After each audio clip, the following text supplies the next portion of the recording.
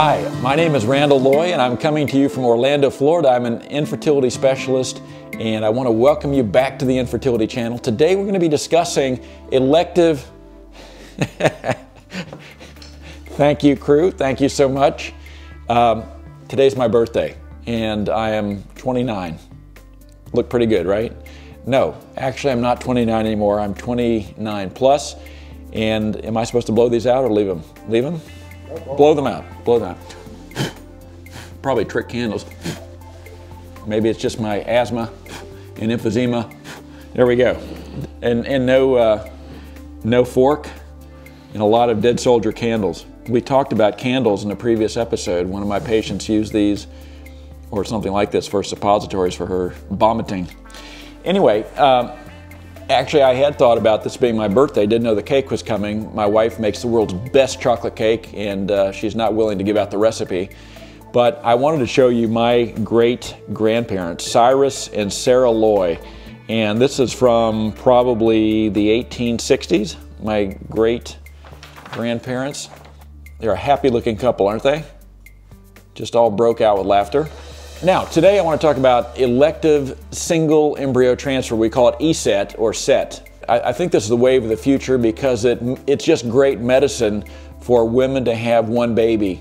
That's the way the system was designed. And twins and triplets and quadruplets and higher orders of multiple gestation, octomom situations are obviously not healthy for mom or the baby. There are guidelines that have been established by the American Society of Reproductive Medicine, ASRM.org, or the Society of the Assisted Reproductive Technologies, SART.org, and they will tell you how many embryos are appropriate to go back. Now, there are guidelines, and we do recommend that for patients who have the best prognosis, especially patients who are younger and under the age of 35, to have a single embryo put back. And we've talked about if there is compromised embryo quality or underlying conditions otherwise, then maybe another embryo might be appropriate. And in the oldest patients, we may even place back 3 embryos, but typically 1 for patients 35 years of age and younger. We're trying to avoid the risks of multiples. Now, some very good research has shown that if you put back a single embryo, your chances are just about as good of having a live birth. In fact, almost identically the same as putting back 2 embryos, but your chances for having multiples goes from about 1 or 2 or 3% up to 40 or 50%, depending upon the clinic. So your overall chances for pregnancy are the same, but your chances for twins are multifold higher. So a single embryo makes sense in the right clinical setting. Talk to your doctor about that. Now, what about multiples? We've talked before about the risks such as bleeding during pregnancy, the need for prolonged bed rest, the need for cesarean section, the possibilities for high blood pressure and diabetes of pregnancy, et cetera, et cetera. Those are known. We've talked about those.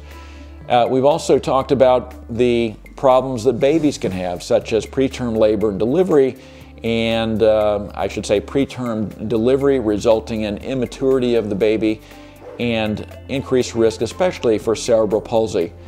In fact, in one study of triplets, about 1 in 6 to 1 in 5 babies were affected by some form of that. So very, very important to avoid multiples. Some years ago, we had a couple who came back for Mother's Day and they had had triplets. She had wanted 3 embryos put back. We did, and she was in her late 30s and she had the stroller with baby, front to back, and she and her husband were just all smiles. And we were just amazed that they seemed to be so happy. And I said, "You're doing amazingly well with these 1-year-old triplets. How are you doing this?" And the husband said, "Prozac." So there are a lot of stresses that triplets and quadruplets place on you. Number one is, for the guys out there, how long do you want your mother-in-law living with you? And if you have twins or triplets, she's likely to take up residence. Also, your lifestyle never quite gets back to normal. I have twins at home. I can't imagine what triplets or quadruplets would have been like. You also have to think about time off of work and insurance and how much will insurance pay for a multiple gestation, and not trying to be funny, what kind of a social network do you have? And how long will that social network stay intact? I mean, everybody's great for those first couple of weeks, but what happens? I remember when we had our twins, we actually had 4 babies in diapers at the same time. I was paying the guys who were cutting the grass across the street to come over and give me a nap. I said, look, I'll give you $10 so I can just get 5 minutes of napping. It was very, very difficult. So what you want to do is put back that single best embryo wherever possible. I want to tell you about kind of a funny story that happened in our clinic last year. We had this couple and the wife was going to undergo embryo transfer. And the husband came in and started hitting the, we have this water dispenser there, and he was waiting. They arrived very early, and he started drinking cup after cup after cup. In 40 minutes, he comes up to the receptionist and he says, I am miserable. Are they going to call us back soon? And she said, well, what do you mean? He goes, I've been drinking water here for 40 minutes. I must have had a gallon, and my bladder is about ready to explode. And she says, well, why are you drinking the water? Your wife is the one who needs the full bladder for the embryo transfer. He goes, no way. They said, yes. And he said, well, I must have misread the information. And he went to the bathroom and had a lot of relief. So it's important to read the instructions. Most clinics do ask for you to have a full bladder, but the bottom line to all this is 1 embryo wherever possible. Thanks so much for joining me on my birthday. Thanks for participating in my birthday party, and I'll see you back here next week on the Infertility Channel. Be sure to share this video with your friends and subscribe to catch all new episodes each week here on the Infertility Channel. Plus, follow us on Facebook and Twitter. I love hearing from you. Comment below or tell me what you want to see on future episodes by sending me an email to comments@infertilitychannel.org.